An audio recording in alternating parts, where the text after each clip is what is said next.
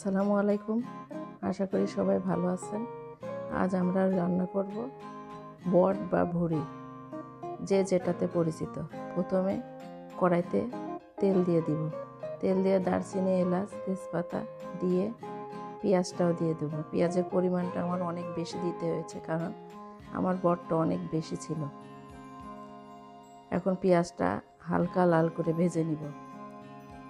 ভেজে নিয়ে তারপরে আমি 2 টেবিল চামচ আদা বাটা আর 3 টেবিল চামচ রসুন বাটা দিয়ে দিব। দিয়ে পরিমাণ মতো লবণ দিয়ে দিব। কাঁচা গন্ধ না যাওয়া পর্যন্ত আমি মশলাটা ভেজে নিব। মশলাটা যাতে পুড়ে না যায়, এজন্য একটু পানি দিয়ে দিলাম, যাতে ভালো মতো কষানো হয় মশলাটা।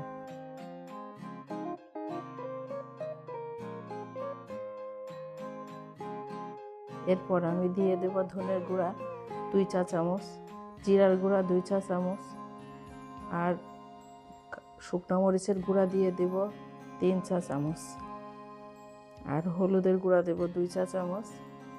দিয়ে আমি ভালো মতো কষিয়ে নিব। কষিয়ে নিয়ে তারপরে আমি ভুড়িটা দিয়ে দিব। মশলাটা একটু বেশি সময় কষিয়ে নিতে হবে, যাতে গন্ধটা না থেকে যায়।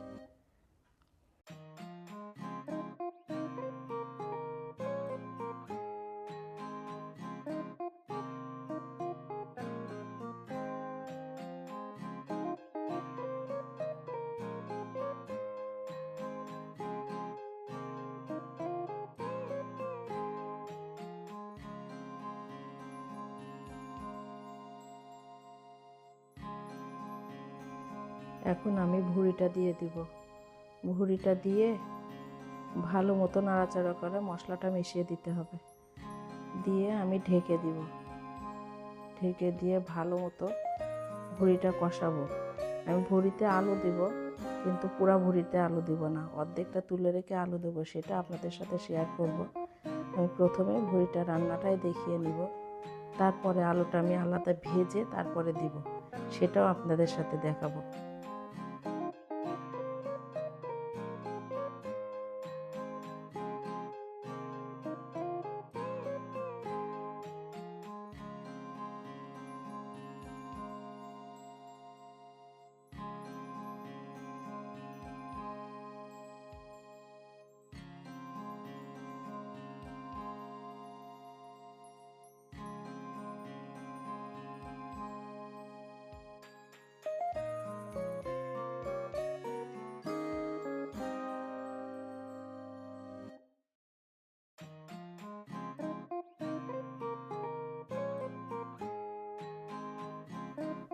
ভুড়িটা আমার অনেকখানি কষানো হয়ে গিয়েছে।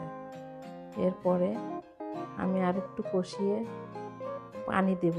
পানি দিয়ে আবার একটু কষাবো। এরপরে সিদ্ধর পানি দিব।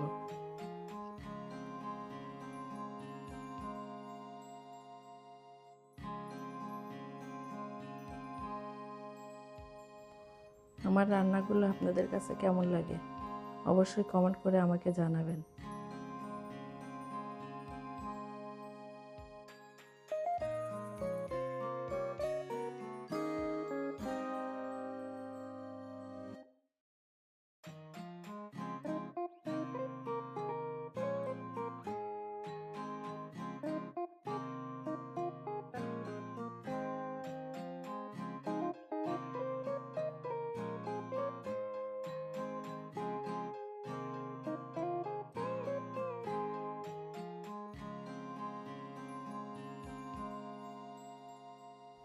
পানি দিয়ে ভালো মতো কষিয়ে নিব। কষিয়ে নিয়ে পানিটা একদম শুকিয়ে ফেলবো। শুকিয়ে ফেলে তারপরে আমি সিদ্ধ পানিটা দিব।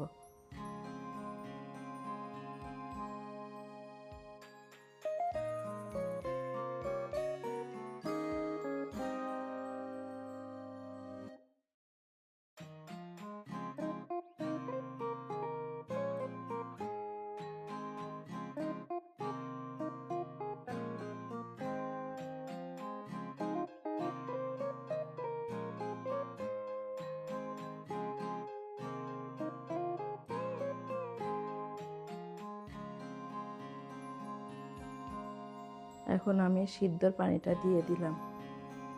সিদ্ধর পানিটা দিয়ে ভালো মতো সিদ্ধ করে নিব।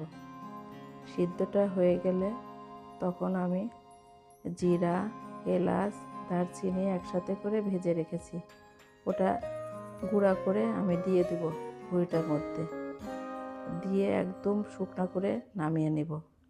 এরপরে আলুটা ছোট ছোট করে কেটে রেখেছি, ওটা ভাজবো, সেটাও আমি দেখাবো।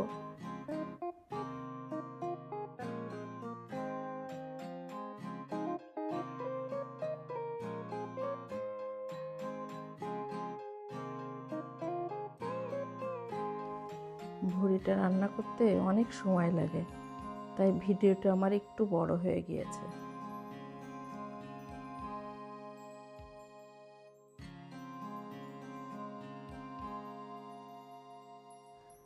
আমার লবণটা একটু কম হয়ে গিয়েছে, ওই জন্য চেখে একটু লবণ দিয়ে দিলাম। আমি কয়েকটা কাঁচামরিচও কেটে দিয়ে দিলাম। কাঁচামরিচটা দিলে ভালো লাগে বড়িতে।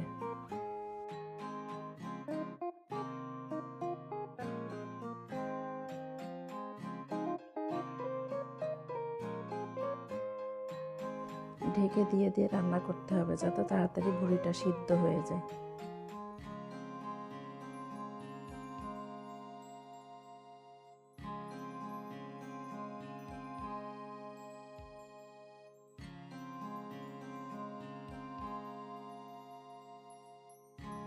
আমি কিন্তু ভুঁড়িতে অনেক কম তেল দিয়েছি, তারপরে এত তেল বের হয়েছে যে তেলগুলো আমার সব ফেলে দিতে হবে।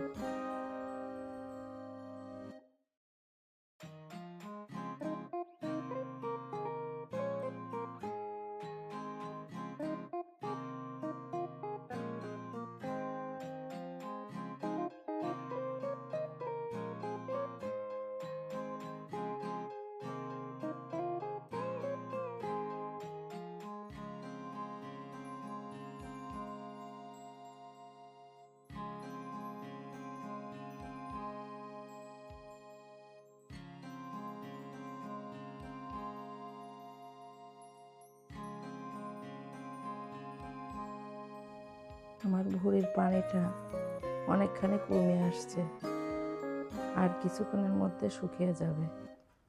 এরপরে আমি আলুটা ভাজা আপনাদের সাথে শেয়ার করব। আপনারা আমার ভিডিওটা দেখবেন আর কমেন্ট করে জানাবেন যে কেমন হয়। এইভাবে ভুঁড়ি রান্না করলে কিন্তু অনেক মজা হয়। আলু দিলে, আলুটা পরে ভেজে দিলে বেশি মজা হয়।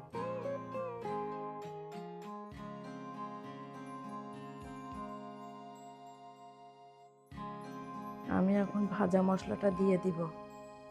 ভাজা মশলাটা দিয়ে কিছুক্ষণ নাড়াচাড়া করে ভুঁড়িটা নামিয়ে রাখবো। এরপরে আমি আলুটা ভেজে নেব। ভেজে নিয়ে ভুঁড়ির মধ্যে ঢেলে দেব। সম্পূর্ণটাই দেখাবো, তারপরও বলছি আর কি।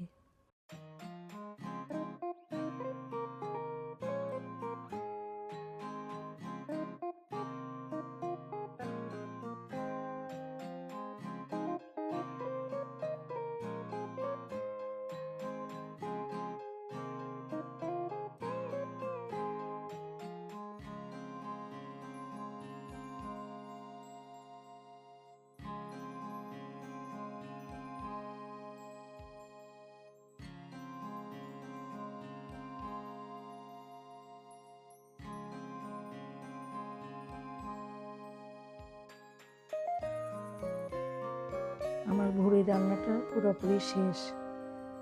এখন আমি এটা নামিয়ে নেব। নামিয়ে তারপরে বাকিটা দেখাবো।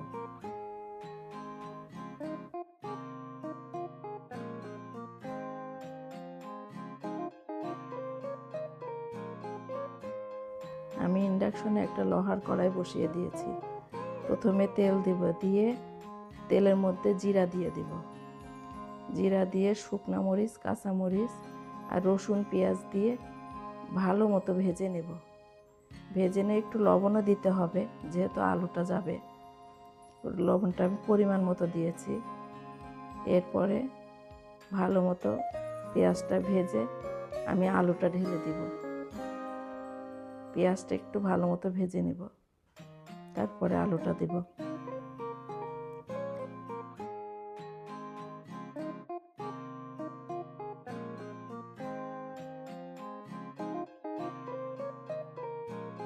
আমার পেঁয়াজটা ভাজা শেষ, এখন আলু দিয়ে দিব।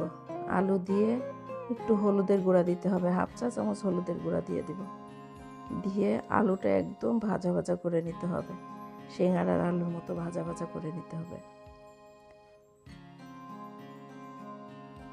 আপনারা আমার মতো এইভাবে রান্না করে খেয়ে দেখবেন, অনেক মজা হয়। আর খেয়ে আমাকে কমেন্ট করে জানাবেন আপনাদের কাছে কেমন লেগেছে।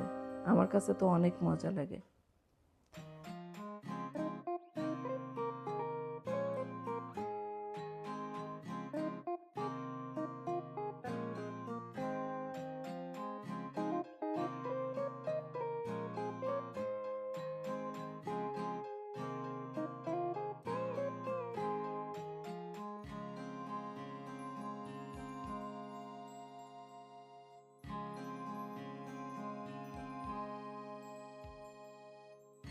আমার আলুটা ভাজা মোটামুটি শেষ হয়ে গিয়েছে, আলুটা সুন্দর মতো ভাজা হয়ে গেছে।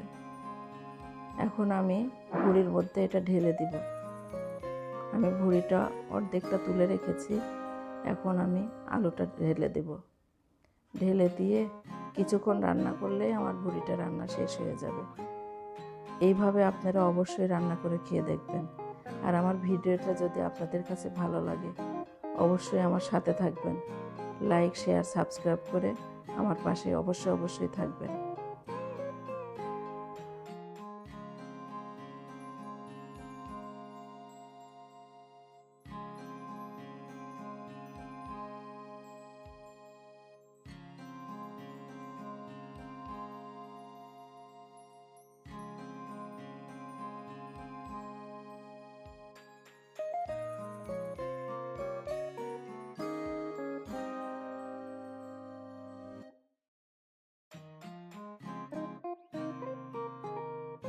আমার ভুঁড়িটা পুরোপুরি রান্না শেষ, এখন আমি পরিবেশন করে আপনাদেরকে দেখাবো। আমার অবশ্যই সবাই ভালো থাকবেন, আমার জন্য দোয়া করবেন, আর আমাকে অবশ্যই সাবস্ক্রাইব করে পাশে থাকবেন আমার।